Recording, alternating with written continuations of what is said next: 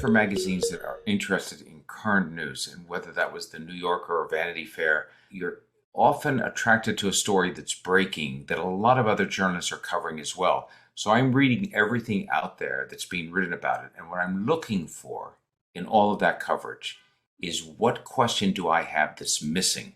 What is it that I'm seeing in here that isn't being answered? And many times it's not being addressed or answered because other journalists are trying to get that answer and they can't. They can't get an interview with somebody. They can't uncover the information. So it might not be because they aren't trying, but I look for the thing that I think is missing in the story. And then that's what I pitch to the place that I'm writing for. And it may be a higher hurdle, but they say go out and try to find it. So I'm looking for what's fresh that other journalists aren't necessarily covering. And that's a pretty good way to get a good story, but it's also a good way to make sure that you have a real challenge, because it's not easy to get the freshest information all the time.